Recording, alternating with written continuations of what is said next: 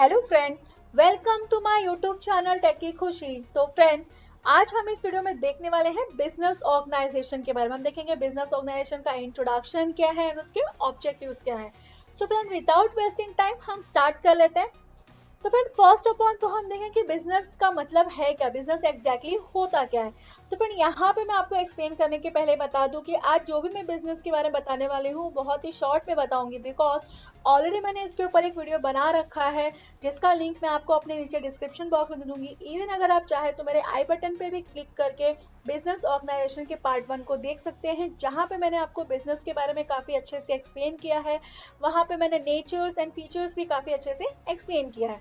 तो फ्रेंड, यहाँ पे हम लोग बिजनेस ऑर्गेनाइजेशन का शॉर्ट में मीनिंग देख लेते हैं। तो first of all, business it means क्या होता है। बिजनेस मतलब आप कोई भी चीज क्या कर रहे हो, स्टार्ट कर रहे हो। एंड जब आप कोई भी चीज स्टार्ट करते हो मार्केट में तो डेफिनेटली उसके पीछे आपको कुछ तो मोटिव होगा। तो यहाँ पे एज अ कस्टमर या फिर आपका मेन मोटिव क्या होता है, प्रॉफिट को अर्न करना। लॉस के बारे में तो आप सोचते भी नहीं हो। आपका मेन मोटिव क्या होता है कि आपको प्रॉफिट अर्न करना है। तो इन शॉर्ट आप क्या बोल सकते हो कि बिजनेस के अंदर एक ऐसी एक्टिविटीज है like sum of total activities. And इसमें कौन कौन सी एक्टिविटीज है, आपको बिजनेस करना है तो आप क्या करते हो, buying and selling of goods and services, वही क्या होता है बिजनेस। एंड इन सब के पीछे हमारा जो मेन मोटिव है या फिर जो मेन ऑब्जेक्टिव है वो क्या होता है, प्रॉफिट को अर्न करना। तो उसको हम लोग क्या बोलते हैं, बिजनेस। आई होप आपको यहाँ पे शॉर्ट सा जो मैंने इंट्रोडक्शन पार्ट दिया वो आपको समझ में आ गया होगा। तो फ्रेंड, अब हम इसके कुछ इंपॉर्टेंट ऑब्जेक्टिव डिस्कस कर लेते हैं। तो फ्रेंड, जैसा कि आप स्क्रीन पे देख पा रहे हैं, यहाँ पे देखिए क्या है, ऑब्जेक्टिव ऑफ बिजनेस ऑर्गेनाइजेशन। तो टोटल कितने टाइप्स के ऑब्जेक्टिव है, 5 टाइप्स के ऑब्जेक्टिव है। कौन कौन से है, इकोनॉमिक है, सोशल है, ह्यूमन ऑब्जेक्टिव्स है, नेशनल ऑब्जेक्टिव है, ग्लोबल ऑब्जेक्टिव्स है। अब इन सारे ऑब्जेक्टिव्स को हम लोग एक एक करके काफी अच्छे से डिटेल में देख लेते हैं। तो फ्रेंड, फर्स्ट क्या है, इकोनॉमिक ऑब्जेक्टिव। तो यहाँ पे मैंने आपको बताना चाहूंगी कि जब बिजनेस कॉन्सेप्ट है तो बिजनेस नथिंग बट क्या होता है, related to money, to earn profit. Profit आया, मनी आया, तो वहां पे क्या होगा, इकोनॉमिक टर्म तो आना ही आना है। तो इसलिए फर्स्ट ऑब्जेक्टिव क्या है, इकोनॉमिक ऑब्जेक्टिव। देन इसके अंदर आप क्या बोल सकते हो, फर्स्ट पॉइंट क्या है इकोनॉमिक ऑब्जेक्टिव के अंदर, प्रॉफिट अर्निंग। तो यहाँ पे मैं आपको बता दूं कि डेफिनेटली फर्स्ट ऑफ ऑल तो why we are doing business, the main purpose of doing business is to earn profit। तो प्रॉफिट नथिंग बट क्या होगा, इन शॉर्ट आप क्या बोल सकते हो कि जो भी हमारा बिजनेस में एक्सपेंसेस हमने जो भी लगाया है उससे उभर कर उससे ज्यादा जो हमको इनकम मिलता है, जहाँ पे आपका एक्सपेंसेस भी कवर हो जाए और आपको एक्स्ट्रा पैसे मिल रहे हैं, एक्स्ट्रा पैसा बच भी रहा है एक्सपेंसेस के बाद, तो वो क्या होता है, हमारा प्रॉफिट।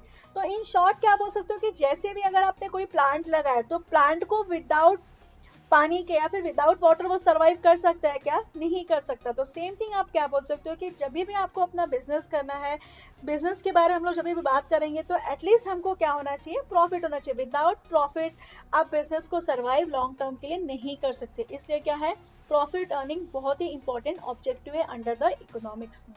तो आई होप आपको यहाँ पे फर्स्ट ऑब्जेक्टिव क्लियर है। सेकेंड यहाँ पे देखिए क्या है, क्रिएशन ऑफ कस्टमर। यहाँ पे देखिए फर्स्ट ऑब्जेक्टिव क्या है, इकोनॉमिक ऑब्जेक्टिव। तो यहाँ पे मैं आपको बता दूं, जब भी बिजनेस का नाम आएगा डेफिनेटली इकोनॉमिक वहां पे आएगा। क्यों आएगा, बिकॉज बिजनेस का मेन मोटिव क्या होता है, प्रॉफिट अर्न करना। बिजनेस किसके साथ रिलेट होता है, मनी के साथ। तो मनी और प्रॉफिट आए तो अल्टीमेटली इकोनॉमिक वहां पे आना ही आना है। अब हम इसके अंदर देखते हैं फर्स्ट ऑब्जेक्टिव क्या है, इकोनॉमिक का फर्स्ट ऑब्जेक्टिव क्या होगा, प्रॉफिट अर्निंग। तो यहाँ पे मैं आपको बता दूं कि डेफिनेटली आप कोई भी बिजनेस करते हो तो उसके पीछे का आपका जो मोटिव या फिर पर्पस क्या होता है, प्रॉफिट अर्न करना। एंड प्रॉफिट क्या होता है, प्रॉफिट वही चीजें हैं कि लाइक बिजनेस में आपने जो भी एक्सपेंसेस किया है एटलीस्ट आपका वो एक्सपेंसेस भी मिल जाए। एंड एक्सपेंसेस के बाद जो आपके पास एक्स्ट्रा पैसा बच रहा है वो क्या होता है, हमारा प्रॉफिट। देन सेकेंड यहाँ पे देखिए क्या है, creation of customer. Creation of customer बोल सकते हो या फिर एक्सप्लोरिंग न्यू मार्केट। तो फिर यहाँ पे क्या होगा, जैसे आप न्यू मार्केट को एक्सप्लोर करोगे, जितना ज्यादा जानोगे उस मार्केट के बारे में, डेफिनेटली आपको समझेगा कि उस मार्केट का डिमांड क्या है। आपको डिमांड समझ में आ गया तो आप उस हिसाब से क्या करोगे, प्रोडक्ट्स को लॉन्च करोगे। एंड जब आप प्रोडक्ट को लॉन्च करोगे तो डेफिनेटली कस्टमर आपके पास क्या होंगे, न्यू कस्टमर आपके पास ज्यादा आएंगे। तो इसलिए क्रिएशन ऑफ कस्टमर या फिर एक्सप्लोरिंग न्यू मार्केट भी क्या है, बहुत ही इंपॉर्टेंट पॉइंट है। आई होप आपको यहाँ पे ये पॉइंट्स भी क्लियर है। नेक्स्ट यहाँ पे देखिए क्या है, रेगुलर इनोवेशन।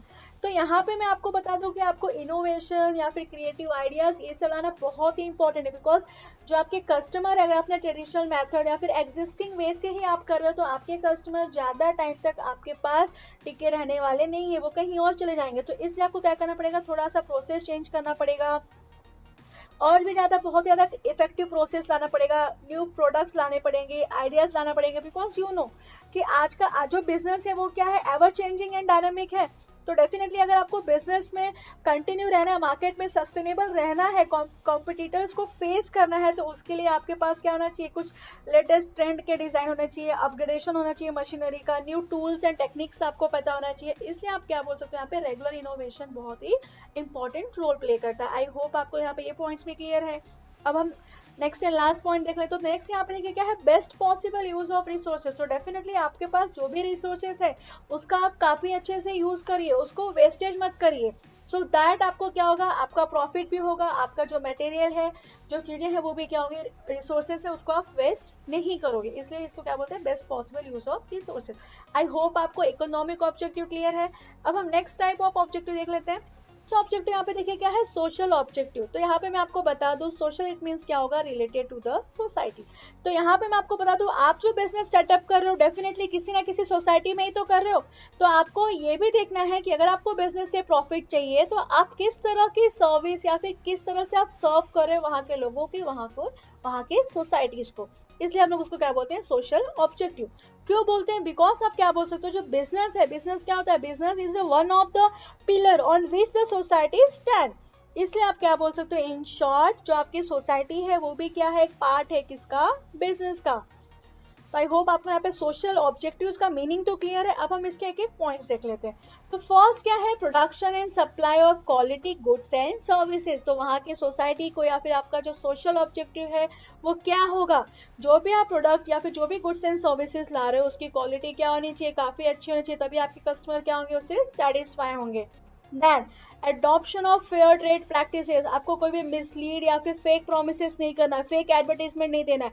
जो भी प्रोडक्ट है उसके बारे में आपको रियल रिव्यू या फिर अच्छी जानकारी या फिर जो भी प्रॉपर जानकारी आपको किसको देना, आपके कस्टमर्स को देना। बिकॉज अगर आपने कस्टमर को मिसलीड किया तो डेफिनेटली जैसे ही कस्टमर ने आपके प्रोडक्ट्स को यूज किया, उनका रिव्यू अगर अच्छा नहीं है तो आपका बिजनेस ज्यादा टाइम तक नहीं चलने वाला है। तो आई होप आपको यहाँ पे सेकंड पॉइंट भी क्लियर है। थर्ड यहाँ पे देखिए क्या है, contribution to the general welfare of the society. क्यों, बिकॉज आप बिजनेस कहाँ कर रहे हो, सोसाइटी में कर रहे हो। तो आपको ये भी ध्यान में रखना है कि आपका जो भी प्रोडक्ट एंड सर्विसेज या फिर आप जो भी बिजनेस कर रहे हो उसका कहीं ना कहीं कहाँ पे कंट्रीब्यूशन होना चाहिए, जनरल वेलफेयर, सोसाइटी के वेलफेयर के लिए, सोसाइटी के हित में, सोसाइटी के अच्छे के लिए होना चाहिए। तो आई होप आपको यहाँ पे ये पॉइंट्स भी क्लियर है। नेक्स्ट पॉइंट यहाँ पे देखिए क्या है, taking care of your employees. जो भी एम्प्लॉयज आपके अंडर काम कर रहे हैं उनका आपको प्रॉपर ध्यान रखना है, उनके साथ बोलते हैं ना कि कोई भी भेदभाव नहीं रखना है, उनको सैलरी टाइम पे देना है। तो ये सारे क्या है, सोशल ऑब्जेक्टिव है। आई होप आपको यहाँ पे ये क्लियर है। अब हम नेक्स्ट ऑब्जेक्टिव देख लेते हैं। नेक्स्ट ऑब्जेक्टिव यहाँ पे देखिए क्या है, ह्यूमन ऑब्जेक्टिव। इसमें फर्स्ट पॉइंट क्या होगा, providing fair wages and salary to your employees. जिस काम के लिए आपने जिस पर्सन को हायर किया है आपको उसको फेयर वेजेस या फिर सैलरी प्रोवाइड करना चाहिए। ऐसा नहीं कि आप उससे काम ज्यादा करा रहे हो और उसको पैसे कम दे रहे हो। सम टाइम अगर वो पर्सन आपका पहचान का है तो काम कुछ नहीं कर रहा है बट आप उसको हायर सैलरी दे रहे हो, तो वो सब चीजें भी आपको देखना है, आपको उनके साथ फेयर ट्रीट करना है। तो आई होप आपको यहाँ पे फर्स्ट पॉइंट क्लियर है। Then providing them good working environment. उनका वर्किंग एनवायरनमेंट है वो क्या होना चाहिए, काफी अच्छा होना चाहिए, स्ट्रेसफुल नहीं होना चाहिए ज्यादा। मतलब कि हेलो इफेक्ट लाके आप ऐसा मत उनको फील करवाओ कि मतलब ये एम्प्लॉय आपके लिए स्पेशल है, आप ऐसे हो, वो सब चीजें नहीं लानी। उनका जो वर्किंग एनवायरनमेंट है स्ट्रेसफुल नहीं होना चाहिए, बहुत ही स्ट्रेस कम होना चाहिए। कुछ ऐसी एंगेजमेंट या फिर कुछ ऐसी एक्टिविटीज लाइए जहाँ पे एम्प्लॉयज भी एक दिन के लिए काफी अच्छे से एंजॉय कर पाए। लाइक वीकेंड्स में कुछ प्लान रख दो, सो दैट उससे क्या होगा, आपका जो आउटपुट होगा, जो एम्प्लॉय होगा नेक्स्ट डे, लाइक जब मंडे आएगा, मंडे काम करने के लिए पास उसके पास कुछ एक्स्ट्रा एनर्जी होगी, तो अल्टीमेटली वो भी क्या होगा, काफी खुश होगा। इसलिए जो वर्किंग एनवायरनमेंट है वो क्या होना चाहिए, काफी अच्छा होना चाहिए, जिसकी वजह से आपका आउटपुट भी क्या होगा, अच्छा होगा। तो आई होप आपको यहाँ पे सेकेंड पॉइंट भी क्लियर है। थर्ड यहाँ पे देखिए क्या है, ट्रीटिंग देम इक्वली। जैसा कि मैंने आपको बताया, यहाँ पे आपको क्या करना है, एम्प्लॉयज के बीच में भेदभाव नहीं करना है, सारे एम्प्लॉयज को क्या करना है, आपको इक्वली ट्रीट करना है। तो आई होप आपको यहाँ पे थर्ड पॉइंट भी क्लियर है। नेक्स्ट पॉइंट यहाँ पे देखिए क्या है, provide employ with growth opportunity. तो आपके जो भी एम्प्लॉयज हैं, जैसे ही वो आपके बिजनेस में या फिर आपके इंडस्ट्रीज में या फिर आपके कंपनी में या फिर आपके अंडर काम करने आते हैं, तो उनको ये दिखना चाहिए कि अगर वो आपके अंडर काम कर रहे हैं या फिर आपके इंस्टीट्यूट में या फिर बिजनेस में काम कर रहे हैं तो उनका फ्यूचर काफी अच्छा होने वाला है, उनका ग्रोथ होने वाला है। ऐसा नहीं कि उनका पोजीशन और डिक्लाइन होते जाए, आपके इंडस्ट्रीज में उनको कुछ सीखने को ना मिले, कुछ ग्रोथ ना दिखे, तो इसलिए क्या करना है, एम्प्लॉयज को आपको ग्रोथ अपॉर्चुनिटी भी प्रोवाइड करनी है। तो आई होप आपको यहाँ पे ह्यूमन ऑब्जेक्टिव भी क्लियर है। अब हम नेक्स्ट ऑब्जेक्टिव देख लेते हैं। तो नेक्स्ट ऑब्जेक्टिव यहाँ पे देखिए क्या है, नेशनल ऑब्जेक्टिव है। तो नेशनल ऑब्जेक्टिव में कौन कौन से पॉइंट्स है उसको हम थोड़ा सा डिटेल में देख लेते हैं। तो यहाँ पे देखिए फर्स्ट ऑब्जेक्टिव क्या होगा, creation of employment opportunity. Definitely आप क्या कर रहे हो, कोई भी बिजनेस कर रहे हो तो हर एक कंट्री या फिर नेशन या फिर हमारे इकोनॉमिक है वो क्या चाहेगी कि आपके उस बिजनेस से कुछ ना कुछ इफेक्ट सबको होना चाहिए। तो यहाँ पे क्या है, आपने बिजनेस स्टार्ट कर लिया, डेफिनेटली आपने जैसे बिजनेस स्टार्ट किया, आपको बिजनेस रन करने के लिए आप इंडिविजुअल तो नहीं कर सकते, आपको लोगों की जरूरत होगी। तो यहाँ पे आप क्या करोगे, उस बिजनेस से आपको ध्यान में रखना है कि जॉब अपॉर्चुनिटी क्या हो, क्रिएट हो, एम्प्लॉयमेंट क्रिएट हो, सो दैट नेशन को भी क्या होगा, उससे बेनिफिट होगा। तो आई होप आपको यहाँ पे फर्स्ट पॉइंट क्लियर है। सेकेंड यहाँ पे देखिए क्या है, promotion of social justice. Like तो यहाँ पे आप क्या बोल सकते हो, जो भी आपके एम्प्लॉयज है या फिर जो भी आपके अंडर काम कर रहे हैं उनके बीच में आपको सोशल जस्टिस की भावना को प्रमोट करना है, इक्वली ट्रीट करना है, भेदभाव नहीं लाना है। तो आई होप आपको यहाँ पे सेकेंड पॉइंट्स भी क्लियर है। थर्ड यहाँ पे देखिए पॉइंट्स क्या है, production as per the national priority. तो यहाँ पे जैसे कि मैंने बताया था आपको, इकोनॉमिक्स ऑब्जेक्टिव में एक आपका सेकंड पॉइंट था क्या था, एक्सप्लोरिंग न्यू मार्केट या फिर आप क्रिएशन ऑफ कस्टमर। तो वो सिचुएशन में क्या होता था कि आप जैसे ही किसी न्यू मार्केट को एक्सप्लोर करते हो, उस मार्केट को जानते हो, तो एटलीस्ट आपको वहाँ पे समझता है कि वहाँ के जो लोग हैं, जो कस्टमर हैं, उनकी डिमांड क्या है। तो डिमांड के हिसाब से आप क्या करते हो, डेफिनेटली आप उस प्रोडक्ट को चूज करते हो या फिर आप क्या करते हो, न्यू प्रोडक्ट को लॉन्च करते हो मार्केट में। तो आप न्यू प्रोडक्ट को लॉन्च करते हो, अल्टीमेटली इसकी वजह से क्या होता है, कस्टमर और भी क्रिएट होते हैं। तो यहाँ पे सिंपल सा आप क्या बोल सकते हो कि जो भी आप प्रोड्यूस कर रहे हो, एटलीस्ट आपका क्या होना चाहिए, वो नेशनल प्रायोरिटी होना चाहिए, सो दैट नेशन को भी क्या हो, उससे हेल्प हो। तो आई होप आपको यहाँ पे थर्ड पॉइंट भी क्लियर है। फोर्थ यहाँ पे देखिए क्या है, contribution to the revenue of country. Definitely अगर आप जॉब अपॉर्चुनिटी भी क्रिएट कर रहे हो, सोशल जस्टिस के बारे में भी लोगों को बता दिया, आप जो प्रोडक्शन कर रहे हो नेशनल प्रायोरिटी के हिसाब से भी कर रहे हो, तो कहीं ना कहीं इसका ओवरऑल इफेक्ट कहाँ पे होने वाला है, हमारी कंट्री की जो रेवेन्यू है वो क्या होगी, काफी अच्छी होगी, इनकम जो होगा काफी अच्छा जनरेट होने वाला है। तो इस तरह से contribution to the revenue of country is also, ये किसका पॉइंट है, नेशनल ऑब्जेक्टिव का है। आई होप आपको यहाँ पे नेशनल ऑब्जेक्टिव क्लियर है। अब हम नेक्स्ट ऑब्जेक्टिव देख लेते हैं। तो नेक्स्ट ऑब्जेक्टिव यहाँ पे देखिए क्या है, ग्लोबल ऑब्जेक्टिव। तो यहाँ पे आप क्या बोल सकते हो, जो बिजनेस ऑर्गेनाइजेशन है उसका ग्लोबल ऑब्जेक्टिव क्या क्या हो सकता है। तो यहाँ पे देखिए फर्स्ट पॉइंट क्या है, raising general standard of living. तो यहाँ पे आप क्या बोल सकते हो, फर्स्ट ऑफ ऑल आपने क्या किया, अपना बिजनेस जैसे सेटअप किया या फिर आपने जैसे प्रोडक्ट को लॉन्च किया, जैसे आप बिजनेस लेके आ रहे हो, आपने लोगों को क्या किया, जॉब प्रोवाइड किया, मतलब जॉब अपॉर्चुनिटी क्रिएट की, आप इक्वली ट्रीट कर रहे हो, कोई भी इंजस्टिस नहीं कर रहे हो, आप जो प्रोडक्शन है वो भी कैसे करो, नेशन के हिसाब से कर रहे हो या फिर उसका जो कंट्रीब्यूशन हमारे नेशन को जा रहा है। तो अल्टीमेटली कहीं ना कहीं वहाँ पे जो एम्प्लॉयज है उनको क्या मिलने वाले हैं, काफी अच्छा पैसे मिलने वाले हैं आपके बिजनेस के थ्रू, क्योंकि उनको जॉब मिल रही है।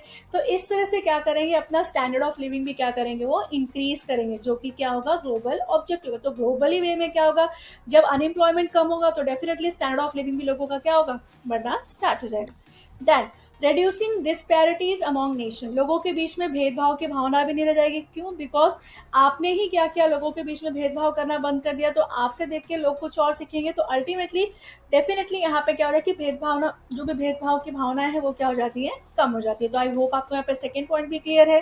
थर्ड एंड लास्ट यहाँ पे देखिए क्या है, making globally competitive goods and services available. Definitely अगर आप नेशन को ध्यान में रख के अपने प्रोडक्ट को प्रोड्यूस कर रहे हो या फिर मैन्युफैक्चर कर रहे हो, तो अल्टीमेटली आप क्या कर रहे हो, ग्लोबल लेवल पे कहीं ना कहीं आपके जो कॉम्पिटिटर्स है आप उनको इजी वे में क्या कर पाओगे, कम्पीट कर पाओगे। और ये सब चीज़ कैसे होगा, आपको उसके लिए मार्केट में अवेयर रहना पड़ेगा, आपको जानना पड़ेगा कि मार्केट में चल क्या रहा है, न्यू टेक्नोलॉजी क्या है, आपको न्यू मेथड यूज करना पड़ेगा, आपका प्रोडक्शन कैपेसिटी आपको इंक्रीज करना पड़ेगा, आपके प्रोडक्ट एंड सर्विसेज से कस्टमर सेटिस्फाइड चाहिए। ये सारी चीजें करोगे तो अल्टीमेटली आप ग्लोबल में भी क्या करते हो, ग्लोबली भी आप मार्केट में कम्पीट कर सकते हो। तो फिर आई होप आपको यहाँ पे ग्लोबल ऑब्जेक्टिव भी क्लियर है। तो फ्रेंड आज के लिए इतना ही, मिलते हैं हम अपने नेक्स्ट वीडियो में। एंड फ्रेंड मैं आपको बता दूं, अगर आपको बिजनेस ऑर्गेनाइजेशन का ये जो टॉपिक है इसके रिलेटेड अगर आपको नोट्स चाहिए तो फ्रेंड फॉर दैट आप मुझे मेरे मीडियम पे फॉलो कर सकते हैं। डोंट वरी, मीडियम का लिंक मैं आपको अपने नीचे डिस्क्रिप्शन बॉक्स में दे दूंगी। और अगर आपको और भी डिटेल में डिस्कशन चाहिए, कोई डाउट्स या फिर क्वेरीज है, तो उसके लिए आप मुझे मेरे टेलीग्राम चैनल पे भी ज्वाइन कर सकते हैं, उसका भी लिंक मैं आपको अपने नीचे डिस्क्रिप्शन बॉक्स में दे दूंगी। So friend, at the end मैं आपसे रिक्वेस्ट करूंगी, अगर आपको मेरा आज का वीडियो अच्छा लगा तो फ्रेंड प्लीज आप मेरे इस वीडियो को लाइक एंड मेरे चैनल को सब्सक्राइब जरूर करें।